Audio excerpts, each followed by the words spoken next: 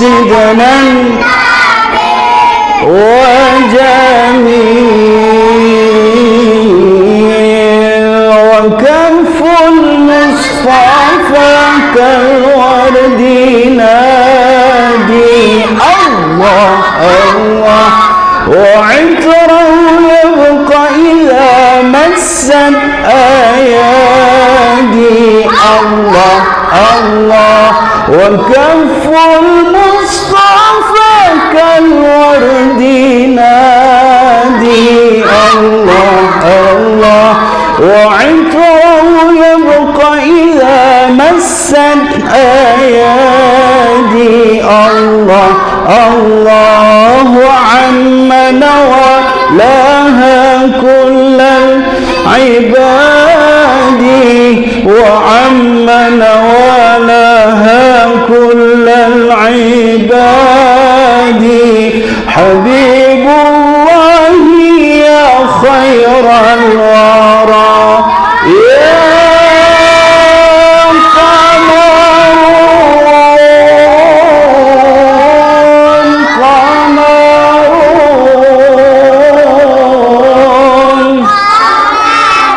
سيدنا النبي قمر وجميل وجميل وجميل سيدنا النبي وجميل ولا بل كان نورا وتنال الشمس منه والبدورا الله لا يل له بل كان نورا الله الله تنال الشمس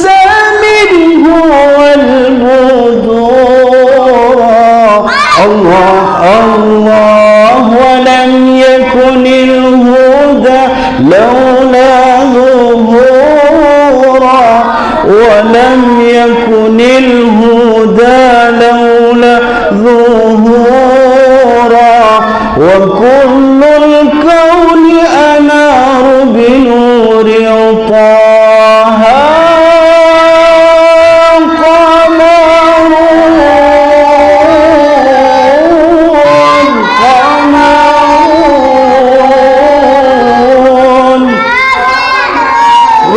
سيدنا النبي قمر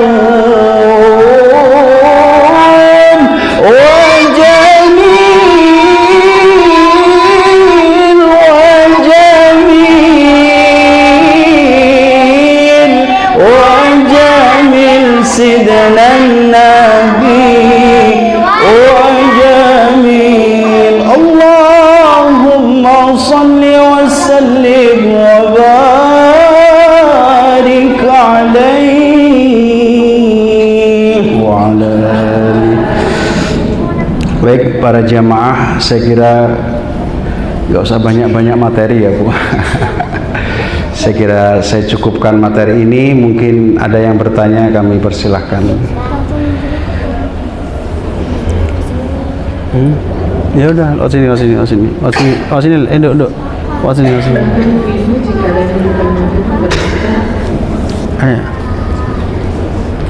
Ayo, diam dulu. Patah sini. Sini.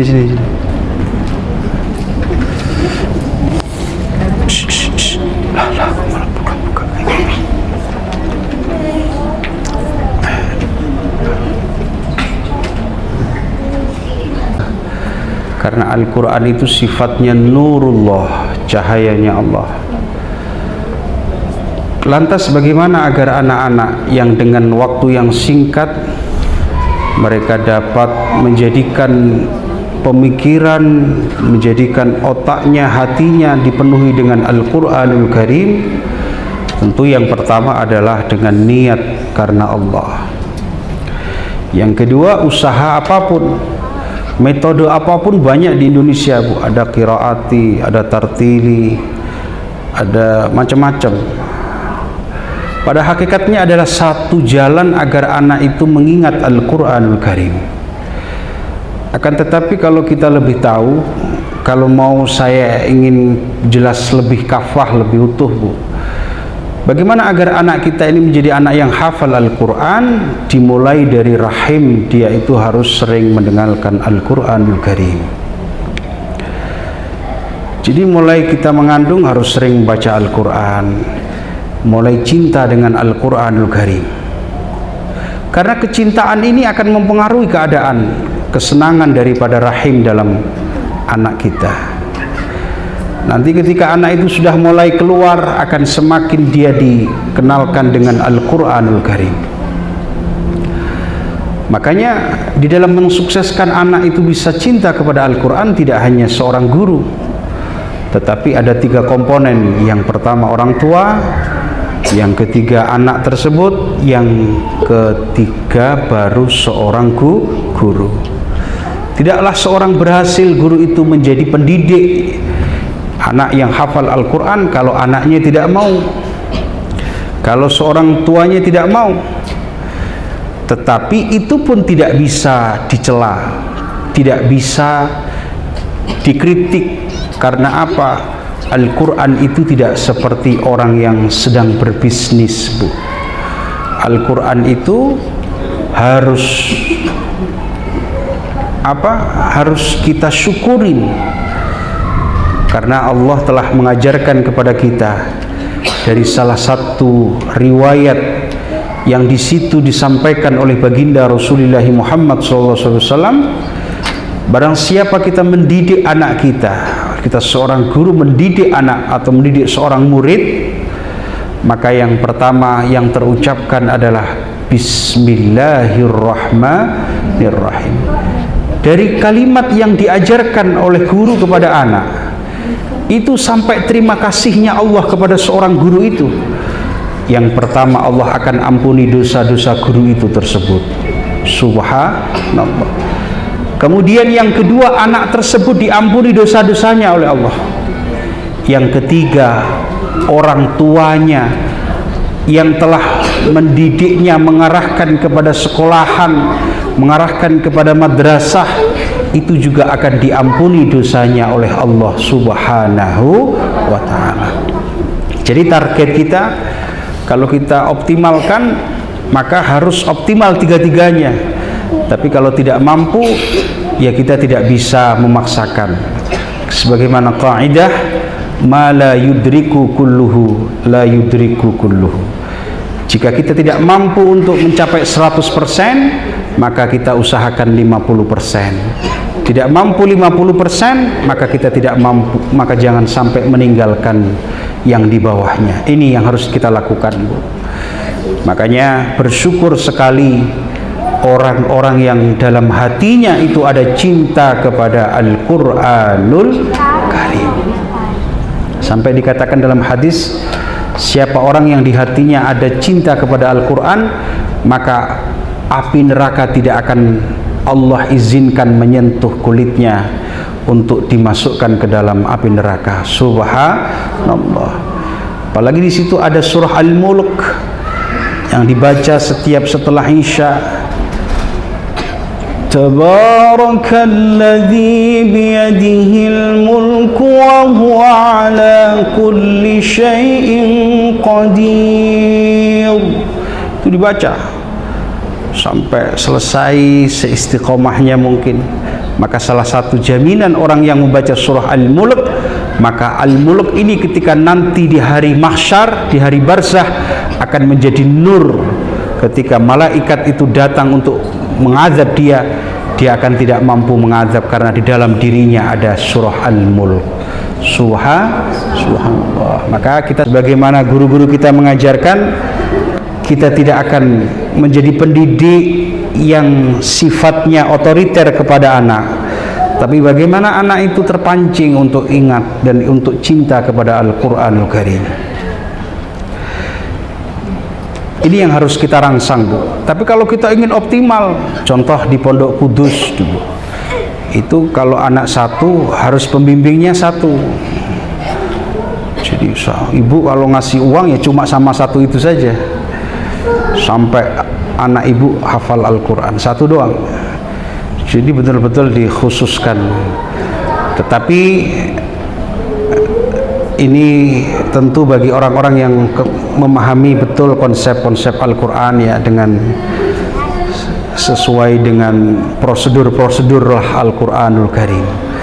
Karena kalau orang menghafalkan Al-Quran kemudian dia itu melupakan Al-Quranul Karim, maka dia akan dilaknat oleh Allah Subhanahu wa Ta'ala. Maka jangan sampai Al-Quran ini dilupakan atau lebih-lebih ditinggalkan. Baik, mungkin demikian Bu yang dapat saya sampaikan, karena mempelajari Al-Quran itu nggak seperti target kita seperti belajar lari, tidak. Tapi Al-Quran ini hanya bisa dicapai dengan cinta. Karena kalau sampai dengan target, saya kasihan kadang-kadang malah nggak hafal, malah nangis. Anak-anak saya ini Bu, saya biarin aja udah sama Quran, dia biarkan, saya arahkan. Coba adik-adik diam. Adik-adik diam. Ayo. Saya biarkan Bu, setelah sholat saya suruh baca Ar-Rahman, setelah sholat maghrib saya suruh baca Al-Waqi'ah. Diam. Setelah sholat saya suruh baca surah Al-Kahfi. Alhamdulillah, dengan proses, dengan perjalanan yang panjang, alhamdulillah ini anak-anak banyak yang sudah hafal surah-surah.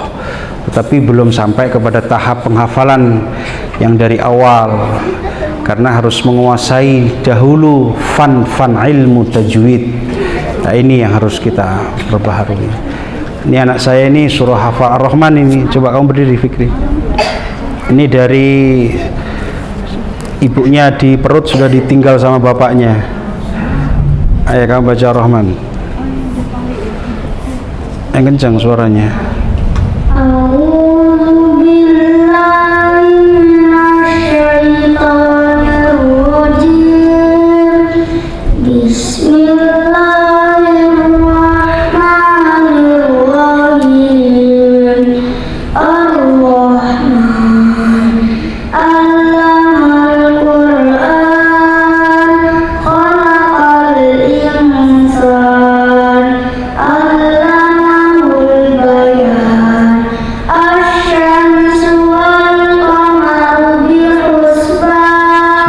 Coba terusin.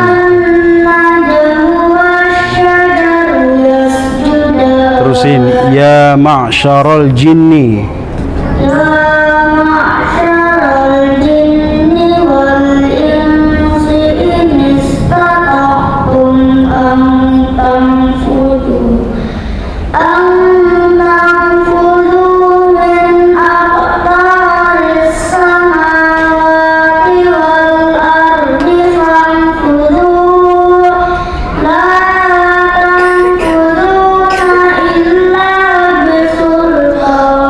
Sadaqallah azim. Ayo tepuk tangan.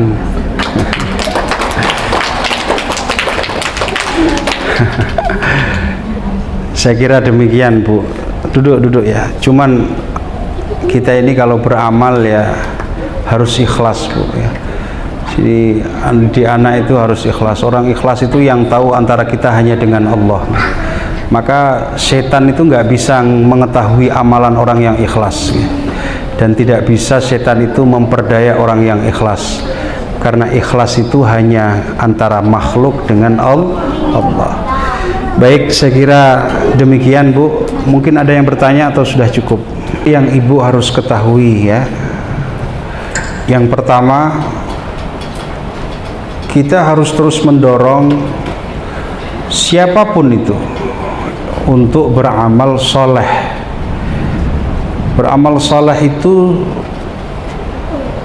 tentu yang paling utama adalah mereka mampu untuk menghafal Al-Quranul Karim. Akan tetapi ada satu riwayat ini sangat masyhur dan sangat sahih. Ketika ada seseorang yang sholatnya itu senantiasa membaca surah Al-Ikhlas, terus ditanya sama Nabi, kamu kenapa kok baca surah Al-Ikhlas? Karena di sini hanya sifatnya Allah saja, surah yang hanya menerangkan tentang kebesaran Allah saja. Kemudian dituliskan dalam hadis tersebut, sesungguhnya Allah mencintai fulan bin fulan, yaitu siapa? Orang yang cinta kepada surah Al-Ikhlas. Jadi artinya apa? Artinya kita jangan pesimis. Ketika kita sudah bekerja sekuat mungkin menjadikan diri kita ini orang yang berusaha cinta dan menghafal, berkhidmah kepada Al-Quran, tapi kemampuan kita sudah tidak mampu, maka surah Al-Ikhlas inilah yang akan kita bawa sowan kepada Allah Subhanahu wa Ta'ala, yang akan kita bawa kembali kepada Allah Subhanahu wa Ta'ala. Ini yang harus kita pegang. Jangan justru kita putus asa, jangan justru kita merasa kita nggak ada gunanya membaca Al-Quranul Karim. Karena sebagaimana tadi yang disampaikan oleh baginda Rasulullah Muhammad SAW, Allah tidak akan pernah melaknat seseorang yang dalam hatinya ada Al-Quranul Karim. Masya Allah. Jadi ibu nggak usah pesimis, nggak usah, tapi terus bekerja. Nah, kamu mungkin belum bisa hafal juz 1. Ambil seorang guru, jangan membaca dengan bacaan yang ada di dalam kertas, Bu. Bisa rusak semua. Harus dengan guru, dengan madrasah. Alhamdulillah di pondok pesantren kami ada 250 anak yang ngaji, Bu. Mereka tidak dipungut biaya sepeser pun, Bu. Bahkan baju-baju dibelikan kalau ada donaturnya. Itu mereka nggak bisa ngaji.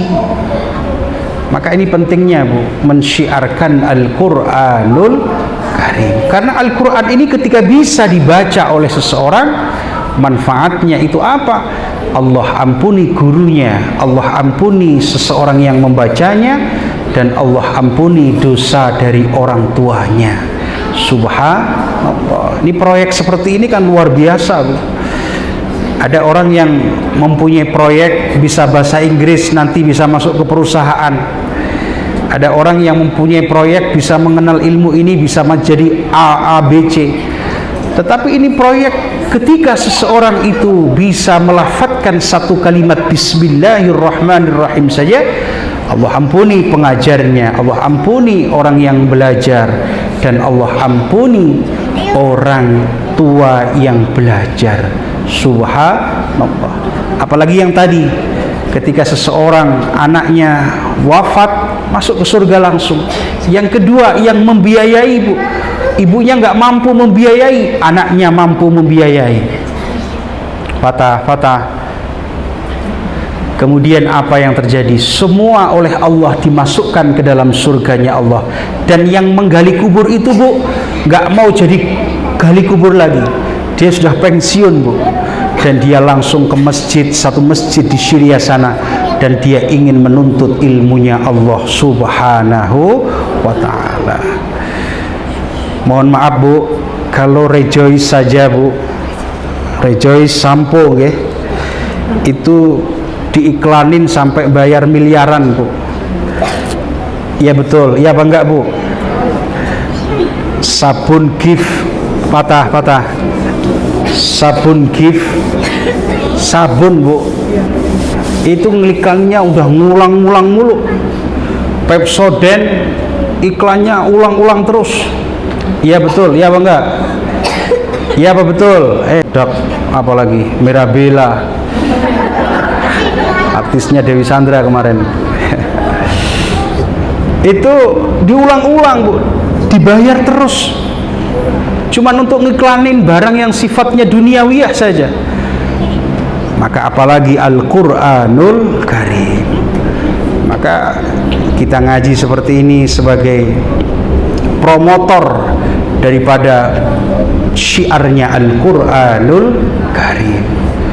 Jangan pernah kita ini mundur ke belakang, terus maju. Walaupun kita ini penuh kekurangan, tetapi kita terus harus semangat di dalam mencapai kebaikan di hadapan Allah Subhanahu wa ta'ala. Baik, saya kira demikian ya Bu. Jangan banyak-banyak, nanti nggak ngundang lagi nanti. Baik, saya kira demikian yang dapat saya sampaikan. Kurang dan lebihnya mohon maaf. Biasanya saya itu kalau ngajak anak-anak bawa anak satu pembimbing Bu, karena anak-anak sama saya itu nggak takut Bu. Anak kecil-kecil ini sama saya nggak takut, tapi kalau sama pembimbingnya takut dia. Tuh sama Pak Ustadz ini takut dia, tapi kalau sama Abah nggak takut saya. Nggak tahu kenapa anak-anak ini sama saya nggak takut.